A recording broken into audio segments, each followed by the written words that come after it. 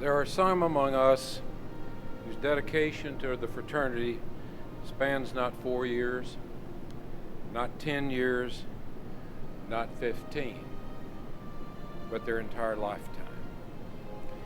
We're here tonight to honor one such brother who began his SIGEP service before many in this room were born, the late 1950s. Burl Rainwater was the 1959 delegate to the Washington, D.C. conclave. There he cast his vote for Tennessee Alpha's delegation, removing all racial and religious restrictions on membership in our fraternity. A bold and important move for a brother from his background at the time. He served as historian to his chapter and president in his senior year as an undergraduate. In fact, the only time in his adult life Earl hasn't been serving SIGEP, he was serving his nation from 1961 to 1965 in the United States Air Force as a JAG officer stationed in Texas. He married his wife, Virginia. They moved back to Tennessee, and he got involved with his home chapter, Tennessee Alpha, and worked with the AVC on a university-sponsored house building campaign.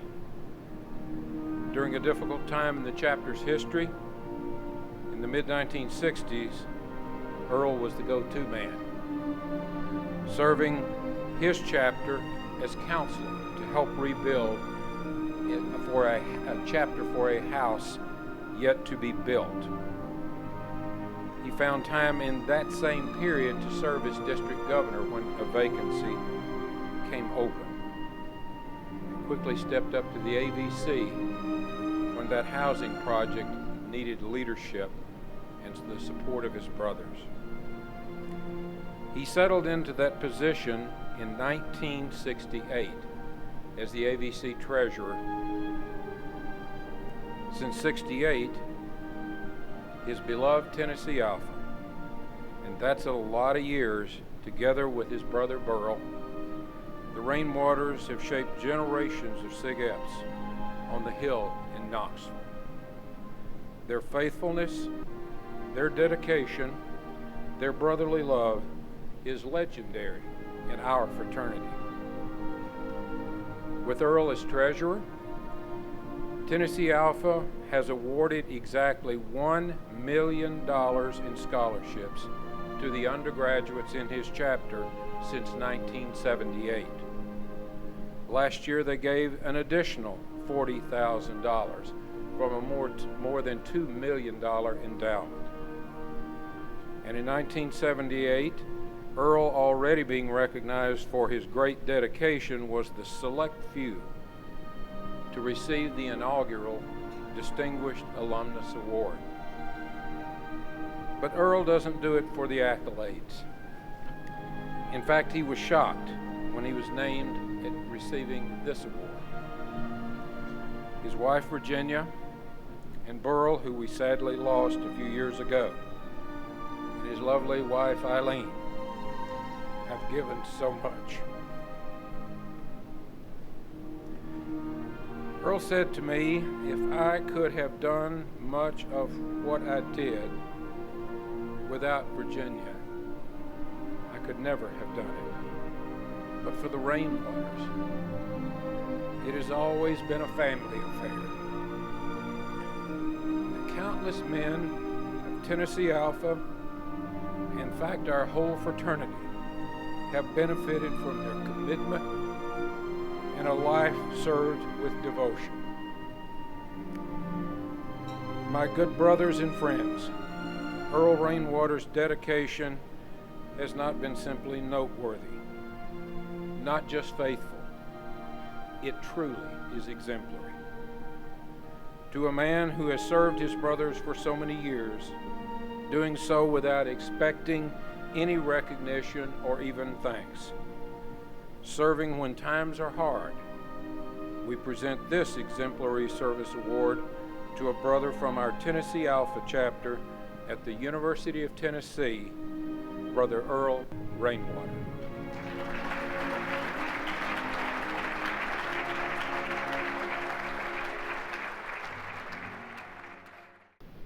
When I first learned that this was going to happen, I was genuinely surprised. It came totally unexpected, and not really feeling deserving, I accept it with utmost humility and hoping that I can continue to merit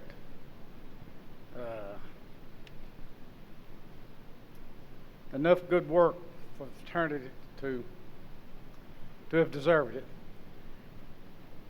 I have told many people over a large number of years now that membership in Sigma Phi Epsilon has been one of the greatest things that I could have experienced. And I've said that second only to family and youth Christian activities in our neighborhood church, that nothing has been more influential in my life than the fraternity has.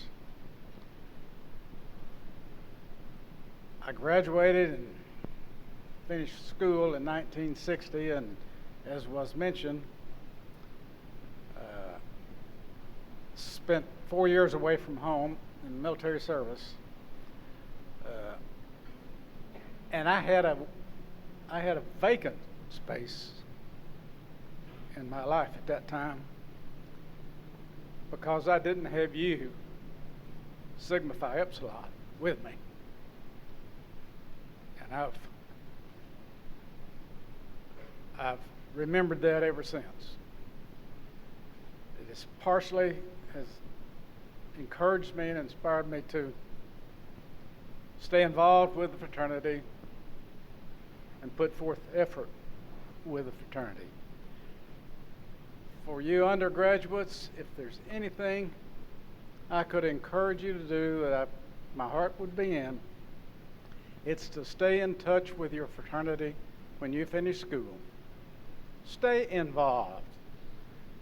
And, well, let me back up and say my first experience in doing alumni work when I was in the fraternity came the year I was chapter historian, when the editor of our newsletter made a comment and complaint, if you will, that too many of our newsletters were coming back undelivered, addressee unknown.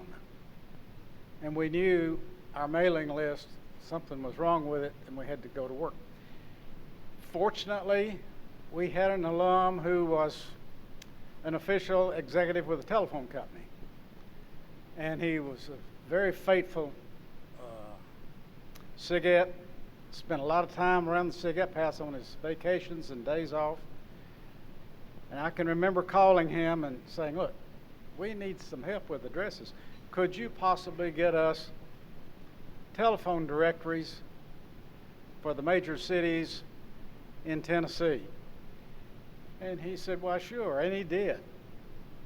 And within a few days, we had those telephone directories, and we were finding that many of those addresses were still accurate, but they were accurate for the parents.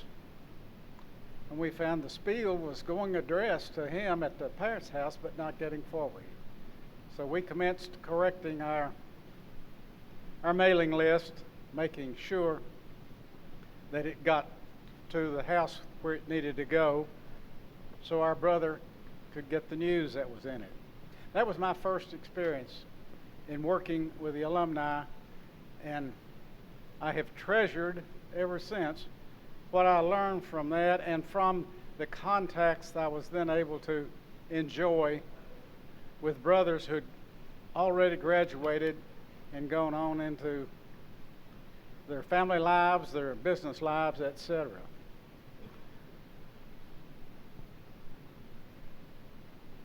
And, well,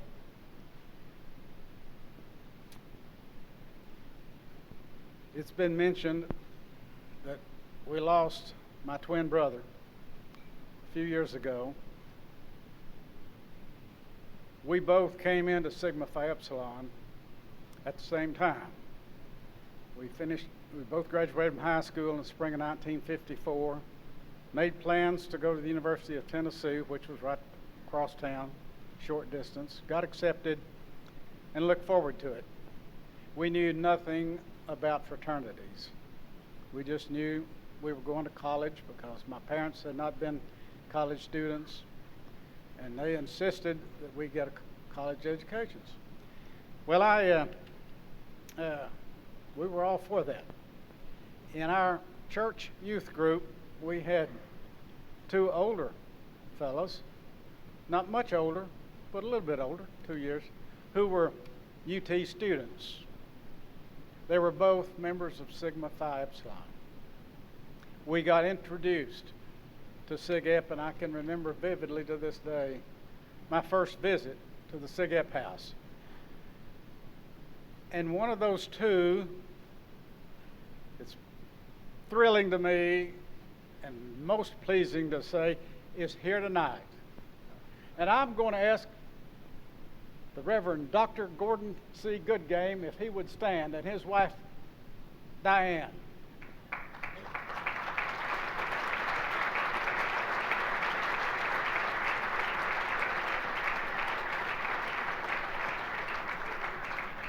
This is the guy who introduced my brother and me to Sigma Phi Epsilon.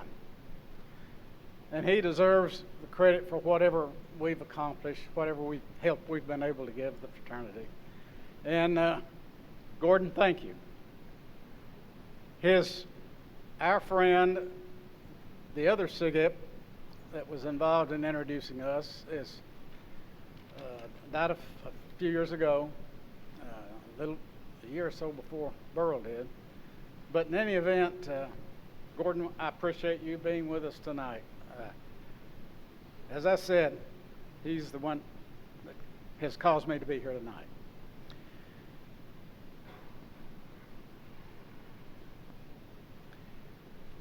Steve made mention of my wife, Virginia, and my sister-in-law, Eileen, both who are here. Virginia's right here. Eileen is the next table over here. If any two women could accurately be described as Sig Ep women, they are. They have been encouraging, they have been helpful, they've worked with us, stuffing newsletters and envelopes and everything else, doing mailing lists, name tags for alumni events. The help has not ever ceased with them. And ladies, we appreciate it. I appreciate it. And thank you.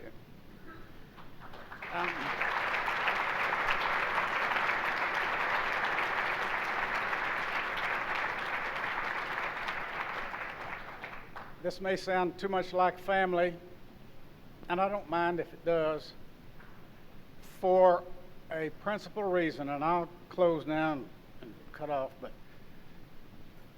to me, Sigma Phi Epsilon, from the very beginning, has meant family. And all of you are my family. Thank you very much.